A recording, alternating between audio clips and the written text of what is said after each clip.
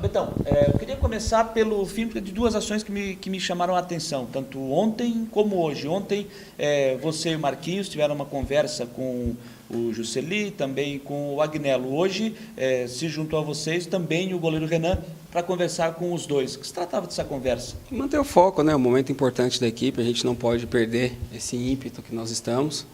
É um momento de fechar mais ainda o grupo, para ninguém dispersar, ou por excesso de confiança, ou por perder confiança de repente, porque as outras equipes estão chegando. Mas é segurar o grupo, é manter o foco para a gente conseguir o objetivo lá no Rio de Janeiro. E agora, a reta final, a dificuldade você acredita que tende a aumentar? Porque quem está lá na parte de baixo da tabela quer se livrar e quem está ali próximo da tabela ainda tem chance de subir para a primeira divisão? A gente fala que depende muito dos confrontos, né? De repente, se você for jogar com um time que está no meio de tabela, é um time que vai jogar solto, sem responsabilidade nenhuma, tem as suas dificuldades. De repente, se você for brigar, fazer um confronto direto para quem está em cima, é outro tipo de dificuldade.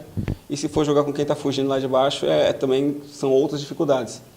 Mas é um momento de muita tensão, porque eu acho que está muito aberto ainda duas vagas ali no meu ponto de vista. No meu ponto de vista, 2 ou 3 vagas estão abertas ainda, para 6 times, né? Então, acho que vai cada vez ficando pior a dificuldade. Nós estamos vivendo um momento de tensão, vim de algumas derrotas, agora vem de uma vitória que foi muito complicada, o técnico Jorginho balançando, como é que o Avaí pode usufruir disso? O time do Vasco é muito experiente, eu acredito que, é claro que tem atenção, mas os jogadores conseguem, acho que de maneira, não calma, mas conseguem equilibrar para cada jogo, né? Mas a gente tem que jogar com bastante cautela em São Januário, que com certeza vai ser uma pressão tanto para eles como para nós. Eu acredito que o time que conseguir ficar concentrado até o final do jogo é o que pode definir a vitória. A volta do Marquinhos aí aos treinamentos, depois dessa conjuntivite, dá uma confiança mais para o grupo também? Sim, o Marquinhos é um jogador que a gente não precisa ficar falando muito dele, é um jogador que todos conhecem. Sabemos da qualidade que ele dá ao time, então a gente fica feliz com a volta dele. Betão, você é um dos líderes do grupo, já viveu grandes alegrias no futebol, campeão com o Corinthians, já marcou Messi na Champions League, se eu não estou enganado. E hoje vive um outro momento legal na tua carreira, né? Você veio para o Avaí, se tornou aí um dos principais jogadores e perto aí de conseguir o acesso. Feliz que essa roda gigante que é a nossa carreira de futebol, né? Então hoje eu estou aqui no Avaí, estou feliz. É engraçado que eu estava conversando com o pessoal, tem clube que você demora um certo tempo para se adaptar com a cidade, com o grupo. E eu cheguei aqui no Avaí muito bem, desde a minha primeira partida, eu me senti muito bem com o que eu encontrei aqui. Claro que diferente de muitos lugares que eu passei, mas estou vivendo, estou curtindo esse momento. A gente sabe que o torcedor está junto, o grupo está um grupo bom, um grupo unido.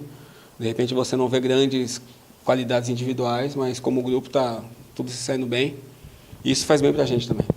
Betão, no trabalho de ontem, que me chamou a atenção, o Claudinei cobrou bastante aquela marcação alta, marcação na saída de bola. Essa é uma boa arma para tentar surpreender o Vasco, principalmente por esse momento ruim que ele vai vivendo, porque com isso o torcedor pode começar a cobrar e apertar mais o Vasco dentro de São Januário. Essa é uma boa arma?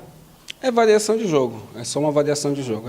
Todo mundo sabe que não é a nossa característica fazer marcação alta. Essa sequência boa que nós fizemos aí de 9 ou 10 vitórias que nós temos aí numa sequência boa, a gente joga sempre no erro do adversário. Mas é uma variação, é uma coisa que pode se desenhar na partida de São Januário, que necessite essa marcação alta, então o Claudinei está fazendo isso para que, se caso houver necessidade, nós estamos preparados. Ô Betão, quando você foi apresentado, até perguntei para você sobre a idade dos jogadores que hoje estavam chamando a atenção no Brasil. Citei o Zé Roberto, citei o Fernando Praz. Você disse que foi até bom ter lembrado isso, porque muita gente acha que quando o jogador chega com 32, 33, está perto de parar. Vou te chamar de um jovem experiente porque você tem rodagem pelo mundo inteiro. E a gente conversando com a diretoria, conversando com a comissão técnica, até com os torcedores, demonstra a liderança dentro de campo e também no vestiário. Como é que você tem procurado passar a tua experiência para os jogadores mais jovens, nesse momento onde o Avaí começou a embalar, até para não perder o foco, mas também dentro de campo com algumas situações adversas, como aquele jogo do Atlético Goianiense? Eu acredito assim, que experiência, conhecimento, você não pode... não tem valia nenhuma se você adquirir conhecimento e experiência e guardar para você. Acho que você tem que adquirir conhecimento, adquirir experiência e transmitir para aqueles que estão chegando. Então é o que eu tenho feito, que eu tenho tentado fazer aqui dentro do vestiário, coisas de vestiário, coisas de campo também, que eu sempre fui um jogador que sempre gostei dessa questão tática também. Então, de repente, num jogo, você pega um jogador que não tem tanta experiência, né, em campo, por exemplo, o jogo contra o Atlético Goianiense.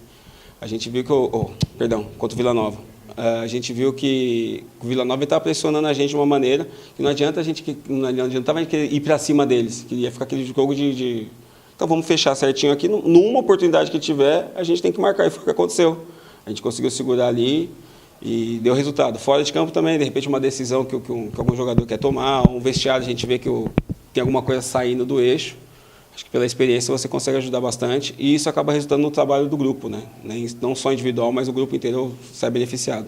Nessas 12 partidas que o time teve ultimamente, a gente pode ver que o Havaí não tem feito grandes partidas, não tem feito as melhores partidas, mas tem feito esse jogo que você mesmo falou, malandro, jogando no adversário. Daqui para frente, é isso, Betão?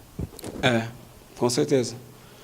Nós vemos nessa batida aí, porque assim, futebol é resultado, né? Ainda mais nesse momento, igual a última rodada agora, os jogos foram 1-0, um 2-1 no final, 1-1, foram todas as rodadas assim. Acho que até o final vai ser assim.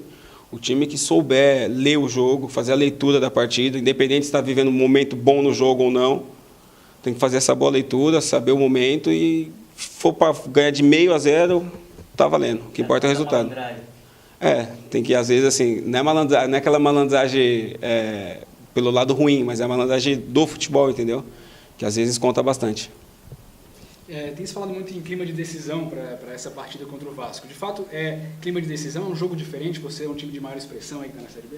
Não encaro assim. As pessoas fazem esse clima, decisão. A gente aqui no Havaí, eu estou vivendo decisão desde que eu cheguei, né? A decisão para sair da zona de rebaixamento lá de baixo, depois a decisão para se firmar um pouquinho mais, depois a decisão para chegar no G4, a decisão para se manter no G4. Agora é uma decisão de cada vez. E não é aquela coisa que se a gente vencer o Vasco, o acesso não está garantido. Se a gente perder do Vasco, também não vai ser nada. O trabalho não vai ser jogado fora. Então, é um jogo importante, sim, é um jogo que vai firmar mais ainda os nossos pés no G4, mas não vejo como a última cartada. Betão, são muitos os fatores que podem ser colocados nessa arrancada do Havaí, né? A chegada do Claudinei, o retorno do Marquinhos, o Rômulo fazendo gol, o Lucas fazendo gol, o William voltando, e muita gente fala da sua parceria com o Fábio também ali na zaga, fechando essa zaga com o Fábio, com o Gabriel também, quando ele jogou. No alto da tua experiência aí, o Betão, o futuro comentarista, consegue analisar, consegue enxergar assim também? Consigo. É interessante. Depois do jogo contra o Vila Nova, eu conversei com o Fábio justamente sobre isso. Parece que a gente está jogando junto já tem alguns anos já, né? E na verdade foram algumas rodadas do campeonato.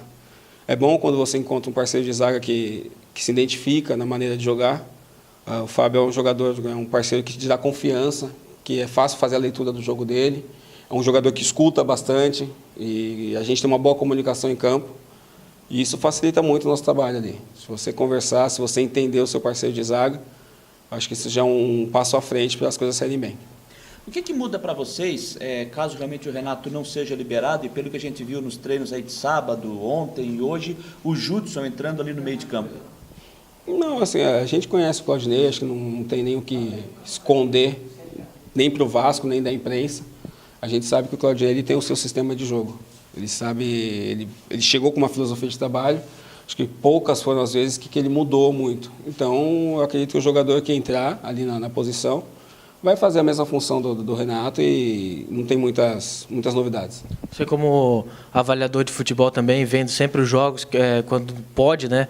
E também estudando o futebol. Hoje a gente vive um momento de tensão na arbitragem brasileira. Como é que você avalia tudo isso que está acontecendo? Até em relação à disputa do título da Série A, Palmeiras e Flamengo, errando bastante a arbitragem. Eu acho que os árbitros, eles são na minha opinião, são um pouco injustiçados com relação a isso.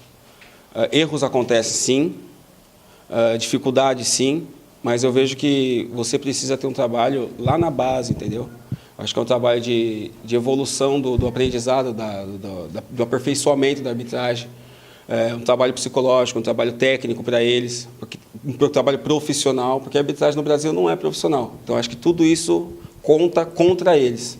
Porque muitas vezes o árbitro erra por pressão psicológica, muitas vezes, né? Nem por qualidade de trabalho ou não. E um outro fator que conta muito contra, na minha opinião, são as imagens. Né? As imagens, hoje no Brasil, as imagens são feitas para julgar o árbitro, não é para ajudar ele. Né? As imagens são feitas, olha a linha, 2 centímetros na frente, 2 centímetros. Poxa, Se tivesse na minha opinião, eu sou totalmente a favor do trabalho tecnológico nos campos. Teve até um vídeo que está rolando na internet aí, acho que é no jogo do Orlando City, não sei contra quem. Foi falta, não foi? Dentro da área, não foi? Pô, vamos ali, resolveu, acabou. Pênalti, põe um cartão, acabou, ninguém reclamou. Agora, se você ficar só cobrando a arbitragem no olho ali, na questão de segundo, porque em casa é fácil você ver que está um passo na frente, 2 atrás, mas no calor do jogo, na emoção do jogo, é muito difícil. Então, eu fico do lado da arbitragem nessa questão. Acredito que eles são cobrados de maneira excessiva e penso também que é necessário fazer um trabalho lá na base deles para que possa melhorar e conto também com o uso da tecnologia. Você acha que só a profissionalização vai resolver esse problema de arbitragem? Não, como eu falei, eu acho que tem que ser o uso da tecnologia, ou a maneira do aperfeiçoamento na aprendizagem, porque assim, o árbitro que ele já vem pressionado psicológico para o jogo. Por exemplo, o árbitro que vai apitar onde Corinthians e Flamengo no Maracanã. Como que vai a cabeça do árbitro? Se eu errar, eu estou morto.